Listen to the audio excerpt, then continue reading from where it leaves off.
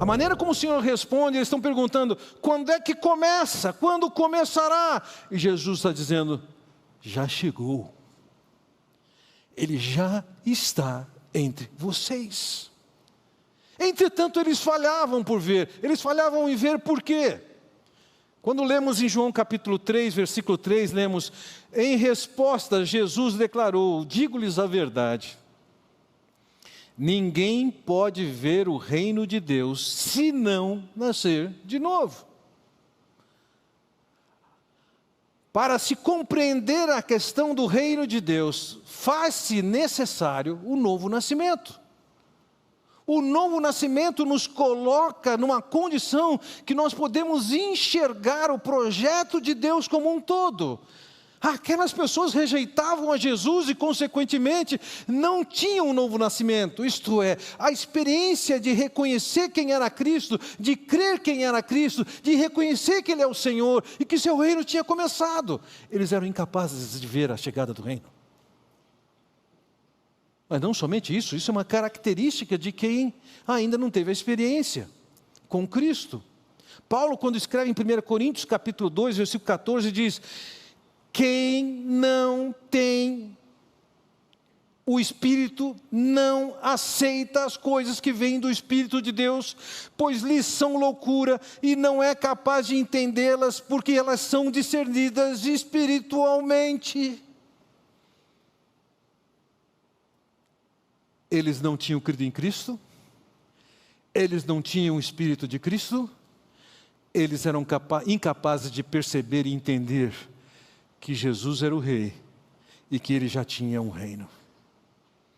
Eles estavam olhando com uma expectativa futura, que vai acontecer efetivamente. O texto de Apocalipse, capítulo 1, versículo 7 diz: eis que Ele vem com as nuvens, e todo olho o verá, até mesmo aqueles que o transpassaram, e todos os povos da terra se lamentarão por causa dele. Assim será. Amém. Havia profecia clara de que ele virá, e nessa ocasião futura ele diz: todo olho verá. Nessas últimas décadas se desenvolveu e se tem a tecnologia necessária para que uma chegada gloriosa do Senhor possa ser vista por qualquer um. Há uma manifestação futura, há uma chegada anunciada no futuro, mas aquelas pessoas falhavam em ver isso. Quando o Senhor aparecer, nós vamos olhar para tudo isso, vamos entender com muito mais clareza. Mas voltamos ao versículo 21. Porque o reino de Deus está entre vocês. A maneira como esse texto grego está escrito, que foi traduzido por aqui, está entre vocês, ela pode ser entendida de duas maneiras, e dependendo da sua tradução, você vai perceber essa diferença. A primeira forma de se entender o que Jesus disse é ler o texto, e gramaticalmente as duas ideias são absolutamente possíveis. A primeira delas é o seguinte: o reino de Deus está dentro de vocês. Gramaticalmente é possível, é possível. E o que significaria isso? Por exemplo, olhando para Romanos capítulo 14, versículo 17, lemos: porque o reino de Deus não é comida nem bebida, mas justiça e paz e alegria no Espírito Santo.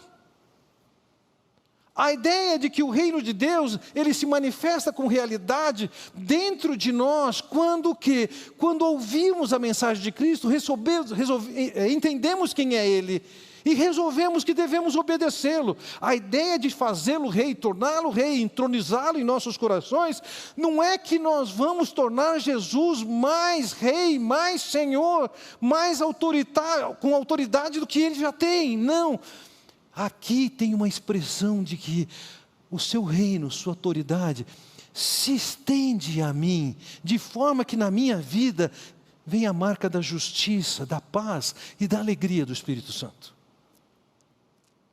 Essa visão de que o reino de Deus está dentro de vocês, seria também eco do texto de João 14, que diz: o Espírito da verdade que o mundo não pode receber, porque não vê nem o conhece. Vós conheceis porque Ele habita convosco e estará em vós.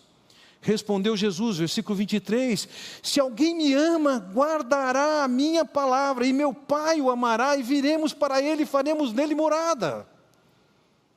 Então, nessa primeira compreensão do que seria o reino de Deus está dentro de vós, está se referindo ao fato de que Deus nos capacita e nos dá o seu Espírito para que nós possamos obedecê-lo. Afinal de contas, Deus não é somente aquele que instrui,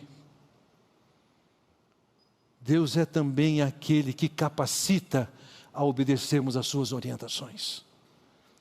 Então, se o texto estivesse dizendo, e não acredito que ele esteja dizendo, o reino de Deus está dentro de vocês, porque em nenhum lugar das Escrituras foi descrito o reino como aquela experiência de obediência particular, como uma manifestação do reino de Deus. É uma realidade o conceito? É uma realidade o conceito, mas isso não é o reino de Deus. Então, qual seria o significado do que Jesus está dizendo? O reino de Deus está entre vocês, está no meio de vocês. Eles querem saber quando é que vai chegar o reino. Ele está dizendo, já chegou. Em outras palavras, ele está dizendo, eu estou aqui. Eu sou o Rei da Glória. Eu me fiz um humano. Eu abri mão de usar dos meus recursos divinos. Eu estou chegando até vocês para mostrar a minha soberania, meu poder e minha autoridade, para libertá-los das trevas desse reino e transportá-lo para o reino de Deus. Eu já cheguei, eu já estou entre vocês, o reino já foi inaugurado. Eles estavam falhando em ver, eles esperavam alguma coisa fantástica acontecendo, eles queriam estar em outras condições. Mas o que Jesus está dizendo é o seguinte, o reino já chegou, ele está entre vocês.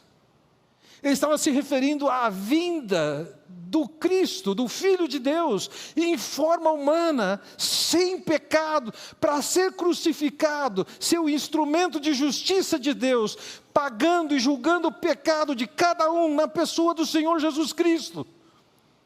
Jesus está dizendo, o reino já chegou.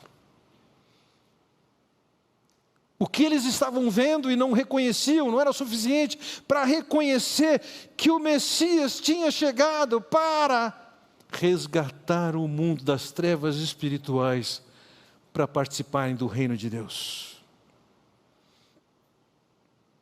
Depois que o Senhor sobe aos céus, Paulo escreve aos Colossenses no capítulo 4 e diz, e Jesus conhecido por justo, os quais são os únicos da circuncisão que cooperaram pessoalmente comigo pelo reino de Deus. Ou seja, a tarefa de levar e pregar a mensagem do Evangelho significava tirar pessoas do império das trevas para serem colocadas no reino de Deus, reconciliadas com Deus. Essas pessoas teriam que reconhecer que o Filho de Deus é o resplendor da glória de Deus, diz Hebreus capítulo 1, versículo 3. E a expressão exata do seu ser. O que o Senhor estava revelando naquela ocasião para aquelas pessoas era a sua supremacia, seu poder, sua sabedoria, que Deus planejou diferente de qualquer especulação humana, para alcançar cada um, resgatá-los desse mundo de trevas, para fazer parte do reino de Deus. Paulo, quando escreveu a Timóteo, em capítulo 2, ele diz, pois há um só Deus, e um só mediador entre Deus e os homens, o homem, Cristo Jesus. A vinda do Senhor em tal ocasião tinha como propósito, lá naquela cruz, derramar seu sangue, pagar os nossos pecados, para que você e eu pudéssemos participar do reino de Deus. Quando nós olhamos a vinda do Senhor Jesus Cristo, desde o seu nascimento, marcado de profunda humildade, não foi em Roma, foi em Israel. Não foi em Jerusalém, foi em Belém. Não foi num berço de ouro, foi numa manjedoura. Não foi a nobreza que foi visitá-lo, foram os pastores. Mas não se engane, aquilo não significava não ter expressão. O profeta Isaías já tinha anunciado, Isaías capítulo 9, ele diz: um menino nos nasceu. É um menino, mas o texto nos diz, um filho nos foi dado, o governo está sobre os seus ombros, não era qualquer um. Ele será chamado de maravilhoso conselheiro, de Deus poderoso, Pai eterno e de príncipe da paz. Não era somente um menino. Nem tampouco era somente um menino de um lugar humilde sem expressão.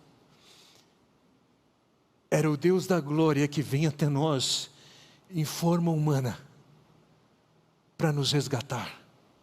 O profeta Isaías vai dizer ainda no versículo 7, ele estenderá o seu domínio e haverá paz sem fim sobre o trono de Davi, e sobre o seu reino, estabelecido e mantido com justiça e retidão, desde agora e para sempre.